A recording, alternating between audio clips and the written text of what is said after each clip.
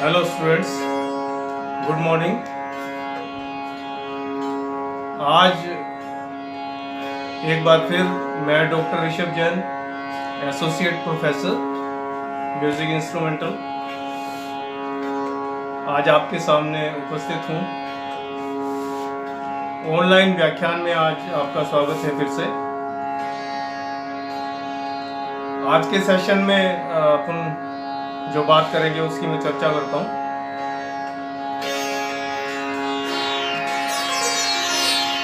इससे पहले सेशन में राग यमन के विषय में बात की थी। This is the lecture for only BA first year.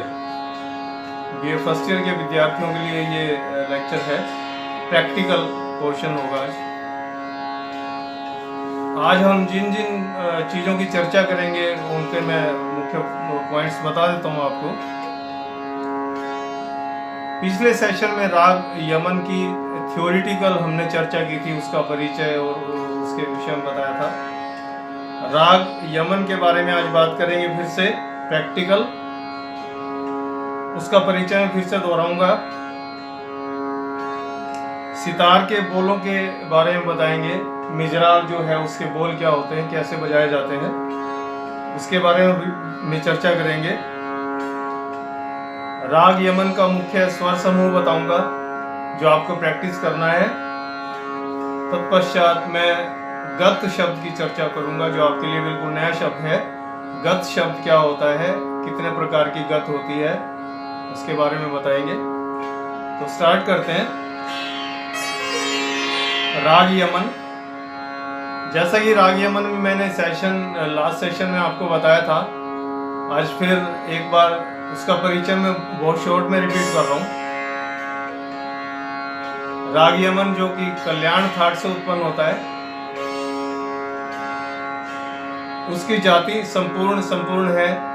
जाति की व्याख्या अपन पहले कर चुके हैं। संपूर्ण अर्थात सातों स्वर जिस राग में लगते हैं वो संपूर्ण जाति का राग कहलाता है। जैसे आरोह अवरोह दोनों में 7-7 स्वर लगते हैं तो वो संपूर्ण जाति का राग कहलाएगा। इसकी जाति संपूर्ण है। इस राग में तीव्र मध्यम का प्रयोग किया जाता है, बाकी सभी स्वर शुद्ध लगते हैं। यानी देखिए, जैसे सा रे शुद्ध, गा शुद्ध, तीव्र मा लगता है इस राग में। पा, धा, नी, सा, तो ये 7 स्वर इस राग में लगते हैं जो कि आरोह अवरोह दोनों में लगते हैं, इसलिए इसकी जाति संपूर्ण हमने बताई थी। राग का वादी स्वर है गंधार। वादी स्वर का अर्थ आप लोग जानते होंगे। वादी स्वर का अर्थ मैंने बताया था। राग का सबसे महत्वपूर्ण स्वर वादी स्वर कहलाता है। जैसे देखिए, फॉर एग्जांपल मैं बता दूं, राग यमन का 2-4 में टुकड़े बजाऊंगा जिसमें गंधार पर आप ध्यान दीजिए। देखिए,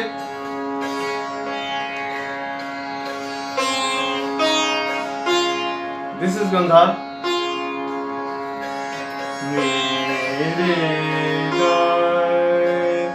गा पर न्यास कर रहे हैं।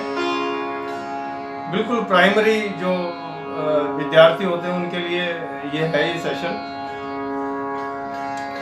नी रे गा मा पा मा रे गा, एक टुकड़ा ये होगा जैसे नी गा नी रे गा, नी रे गा मा पा मा रे गा, रे अर्थात गा पे आपने देखा होगा कितना पुण्य न्यास किया। न्यास मीन्स ठहराव किया। तो ये हुआ वादी स्वर। गंधार संवादी स्वर है निषाद, इससे थोड़ा सा कम महत्वपूर्ण, लेकिन दूसरे सभी स्वरों से अधिक महत्वपूर्ण क्या कहलाता है? संवादी स्वर। तो घाट, जाति, वादी, संवादी और विकृत स्वर मैंने बताया तीव्र मध्यम लगता है। ये कुछ मुख्य मुख्य चीजें अपन पहले भी रिपीट कर चुके हैं। तो ये इस राग का परिचय था। अब देखिए, ये इंट्रोडक्शन मैंने फिर से रिपीट किया। अब ये देखिए मिजराब है, जिससे हम लोग सितार बजाते हैं। मिजराब, दिस इज कॉल्ड मिजराब। क्या कहते हैं? मिजराब। राइट हैंड की पहली फिंगर में इसको ऐसे इंसर्ट किया जाता है, इस तरह से। देखिए कुछ लोग इसको मिजराब को ऐसे डाल लेते हैं, ऐसे ऐसे डाल लेते हैं। This is wrong, this is wrong and this is the right way. Do like this. मिजराब को ऐसे रखें, उंगली में ऐसे डालें, उसको ऊपर तक ले जाएं। ये मिजराब डालने का तरीका है। मिजराब का जो तार का जो एज है, एज मीन्स ये जो फर्स्ट पोर्शन है बिल्कुल, ये आपकी उंगली के सेंटर में आना चाहिए। ये ध्यान रखें। मिजराब पहनने का भी तरीका होता है। ये थोड़ा सा ऐसे हुआ तो भी सितार नहीं बजेगा, थोड़ा सा ऐसे हुआ तो भी सितार नहीं बजेगा। सितार कैसे बजेगा? अगर इसको आप बिल्कुल सेंटर में रखेंगे, या आपके अपने साइज के अकॉर्डिंग मार्केट से खरीदें। ये क्या कहलाता है? मिजराब। देखिए अब मिजराब के बोल सितार पर पहले मैं आपको बताता हूं, उसके बाद गत की चर्चा करेंगे अपन। मिजराब के बोल, राइट हैंड को तुम्बे के ऊपर वाले पोर्शन पे, डांट पे यहां रखें। आपका अंगूठा यहां रहेगा। जो आखिरी पर्दा है, लास्ट जो फ्रिट है, इसके ऊपर आपका अंगूठा कहीं भी जहां इजीली एडजस्ट हो जाए वहां रखिए। हाथ को थोड़ा आगे रखें, चारों उंगलियों को जोड़ें। चलिए सिर्फ सा के पर्दे पे एक बार हम मिजराब के बोल बजाकर देखते हैं। दिस इज सा। जब मिजराब से बाहर से और अंदर की तरफ स्ट्रोक लगाया जाता है, देखिए बाहर से अंदर की तरफ ये स्ट्रोक हुआ, तो ये स्ट्रोक क्या कहलाता है? दा। डी ए दा। फिर से बता रहा हूं, बाहर से अंदर की तरफ स्ट्रोक लगाते हैं तो ये स्ट्रोक क्या कहलाता है? दा। दा। और जब अंदर से बाहर की तरफ स्ट्रोक लगाएंगे, ये देख रहे हैं आप, अंदर से बाहर की तरफ स्ट्रोक लगाएंगे तो ये स्ट्रोक क्या कहलाएगा? रा। आर ए रा। तो अपने पास दो तरह के बोल हुए, देखिए दा एंड रा। जब बाहर से अंदर की तरफ आ जाते हैं तो ये कहलाता है दा, और बाहर से अंदर से बाहर की तरफ जाते हैं तो रा। तो दो बोल हुए, दा रा, दा रा, दा रा। समझ में आ रहा है आपको? धीरे धीरे समझ में आएगा। तो दा और रा, इन दोनों को एक साथ बजाएंगे तो वो क्या कहलाएगा? धीरे धीरे। धीरे, जैसे दारा धीरे धीरे मैं बजाता हूं, देखो दारा धीरे धीरे। समझ में आ रहा है? दारा धीरे धीरे, दारा धीरे धीरे।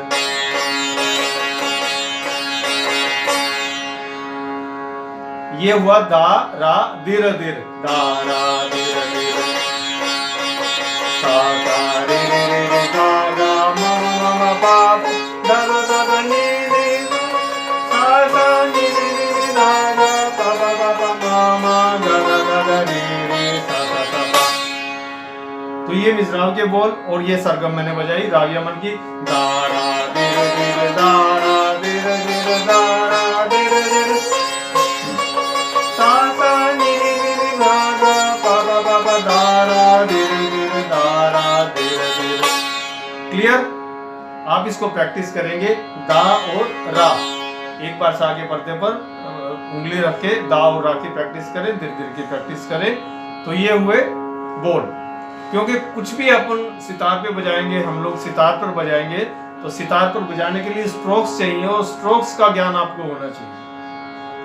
ठीक है, तो ये हुआ स्ट्रोक्स वाला लेसन। अब देखिए राग यमन, कोई भी हम राग बजाते हैं, किसी भी तरह का राग बजाते हैं, कोई भी राग बजाते हैं, तो उस राग को बजाने से पहले प्रैक्टिस के लिए, उस राग की प्रैक्टिस के लिए एक हम स्वर समूह फिक्स कर लेते हैं। ऐसा फिक्स कुछ नहीं है कि जो मैं बताऊंगा वही बजाना है।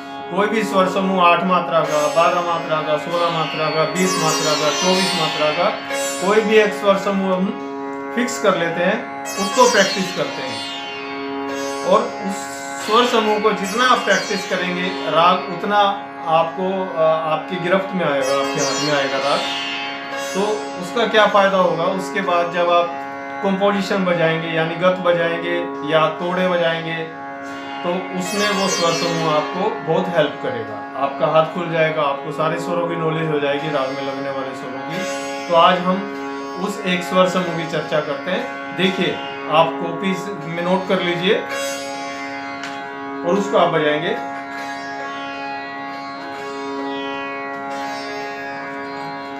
मंद्र सप्तक के स्वर मैंने आपको बताया था। तीव्र माँ है मंद्र सप्तक में, पंचम है मंद्र सप्तक का, शुद्धधा है मंद्र सप्तक का शुद्धधा है, मंद्र सप्तक का निषाद है, फिर षडज मध्य सप्तक शुरू हो जाता है, सा रे गा मा तीव्र मा पा शुद्ध धैवत निषाद। उसके बाद तार सप्तक शुरू होता है, सा रे गा देन मध्यम। इस तरह से मंद्र सप्तक, मध्य सप्तक और तार सप्तक, तीनों सप्तकों में आपको स्वरों का ज्ञान होना चाहिए। अब देखिए प्रैक्टिस के लिए टुकड़ा मैं आपको बता रहा हूँ।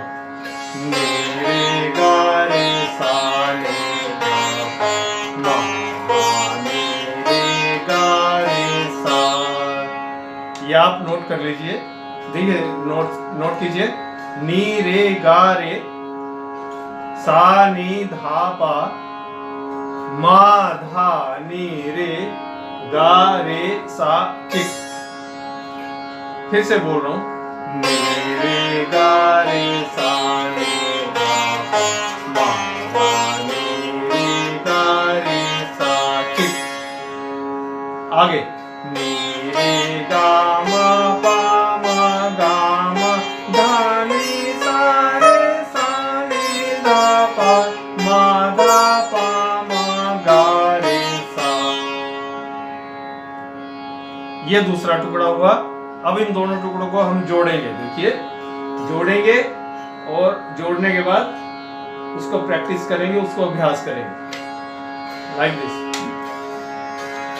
रे गा रे सा रे गा मा रे गा रे सा, नी रे गा मा पा मा गा मा धा नी सा रे सा नी धा पा मा धा पा मा गा रे सा चिक। तो ये हुआ टुकड़ा। और देखिए एक तार सप्तक से भी, जैसे नी रे गा रे सा नी धा पा मा धा पा मा गा रे सा, इस टुकड़े को आप प्रैक्टिस करें। फिर से बता रहा हूं, नी रे गा रे सा नी धा पा मा धा पा मा गा रे सा। तो इन सब टुकड़ों को आप जितना प्रैक्टिस करेंगे उतना राग यमन आपके हाथ में आएगा। फिर से देखिए तीनों टुकड़े बताता हूँ। रे गा रे सा नी धा पा मा नी रे गा रे सा, नी रे गा मा पा मा गा मा धा नी सा रे सा नी धा पा मा धा पा मा गा रे सा, नी रे गा रे सा नी धा पा मा धा पा मा गा रे सा। समझ में आ रहा है? धीरे धीरे प्रैक्टिस करेंगे तो ये हाथ में आएगा। इतना आसान नहीं है कि आप 1 दिन या 2 दिन या 3 दिन बजाएं तो आपके हाथ में आ जाएगा। उसको प्रैक्टिस करें, खूब प्रैक्टिस करें।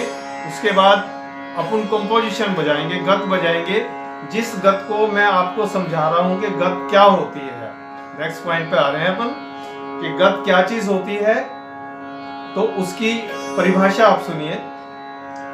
शब्द है गत। देखिए, गत की परिभाषा ऐसे हुई, वाद्यों पर बजाए जाने वाली, वाद्य कौन से होते हैं, इंस्ट्रूमेंट्स को वाद्य बोलते हैं। देखिए, जैसे अपना सितार एक वाद्य है, इसी तरह से वाद्यों पर बजाए जाने वाली राग और ताल में निबद्ध रचना गत कहलाती है। समझ में आ रहा है? एक ऐसी रचना जो वाद्य पर बजाई जाती है, जो कि राग और ताल में निबद्ध हो, वो क्या कहलाती है, गत। गत का शब्द का अर्थ थोड़ा सा मैं और इजी रूप में आपको इजी वे में समझा रहा हूं। एक कंपोजिशन, एक रचना जो हम सितार पर बजाएंगे, मैं फॉर एग्जांपल बताऊंगा अभी आपको, उसको अपन सितार की सांगीतिक भाषा में गत कहेंगे। तो गत को आप ऐसे समझ लीजिए, कोई कंपोजिशन बजाएंगे अपन, तो वो गत कहलाती है। जो कि राग और ताल में निबद्ध है, वो गत कहलाती है। तो इसके बारे में मैं आपको बताता हूं। हम दो प्रकार की गत सितार पर बजाते हैं, अधिकतर स्टार्टिंग में जो अपन बजाएंगे और लास्ट में भी ऐसे ही बजेगा।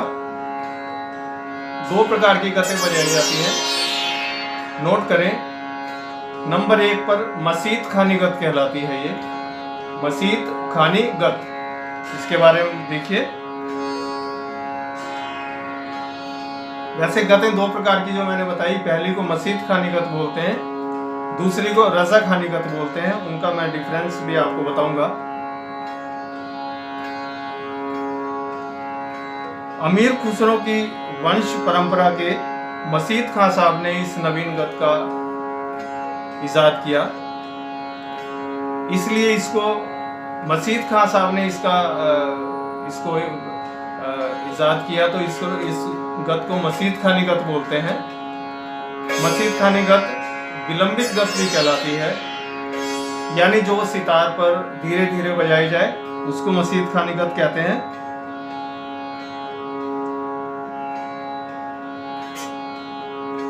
मसीत खानी गत हमेशा 12वीं मात्रा से प्रारंभ होती है। अब मात्रा और 12वीं मात्रा, ये सिस्टम आपको नहीं समझ में आएगा, क्योंकि नेक्स्ट जो सेशन होगा उसके अंदर अपन ताल की बात करेंगे। कई प्रकार की तालें होती हैं, तो किसी ना किसी ताल में कोई भी रचना बजाई जाती है, तो एक किसी ताल की हम चर्चा करेंगे। नेक्स्ट जो सत्र होगा उसमें नेक्स्ट सेशन में हम बात करेंगे। तो उस ताल में आपको मात्राओं का जब बताएंगे, ज्ञान देंगे, तब आपको पता लगेगा कि 12वीं मात्रा से कैसे गत स्टार्ट होती है। अभी थ्योरेटिकल बता रहा हूं मैं आपको।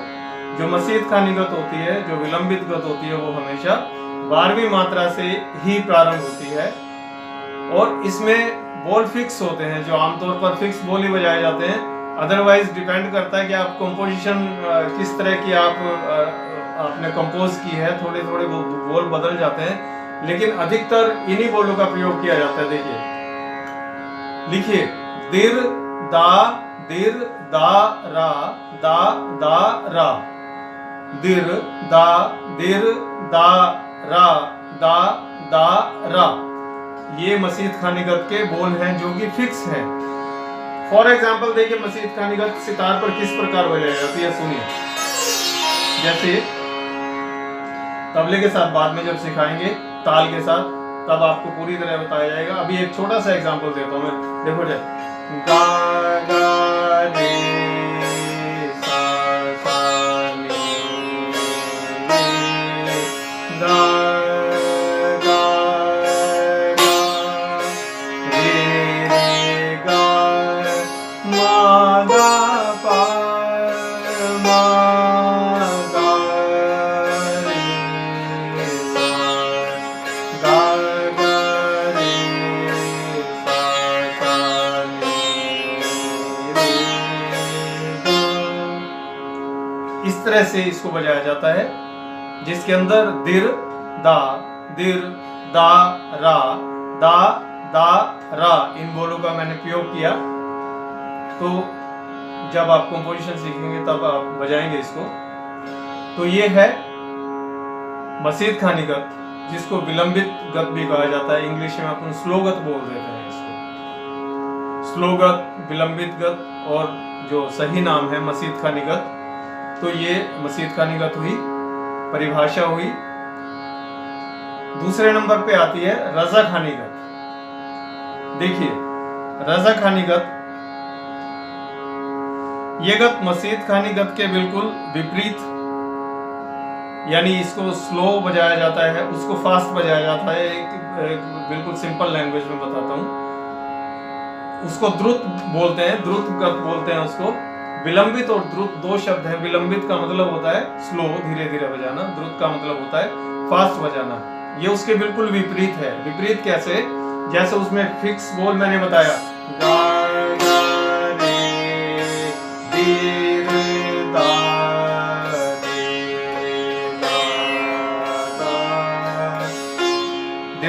दारा दादारा, उसमें फिक्स बोल है। लेकिन रजा खानी गत में ऐसी कोई भी बाउंडेशन नहीं है। रजा खानी गत में किसी भी तरह के बोल प्रकार प्रयोग किए जा सकते हैं। और सेकेंडली, रजा खानी गत को किसी भी मात्रा से आप प्रारंभ कर सकते हैं। जैसे विलंबित गत को या मसीद खानी गत को क्या बताया था हमने कि 12वीं मात्रा से ही स्टार्ट होती है ऑलवेज।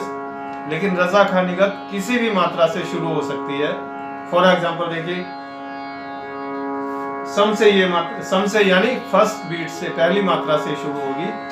गा गा रे गा मा मा पा पा मा मा गा गा रे रे गा गा गा रे गा मा मा पा पा मा मा गा गा रे रे गा गा रे गा गा गा रे गा मा मा पा पा मा मा गा गा रे रे गा गा रे गा गा रे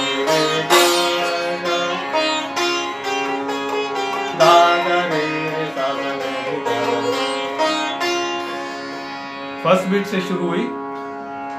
इसी तरह से किसी, जैसे 9वीं मात्रा से रे गा गा रे सा रे गा गा रे गा गा रे गा दा दा पा मा दा रे दा रा दा रे दा रा दा दा रा दा रे दा रा नी रे गा मा।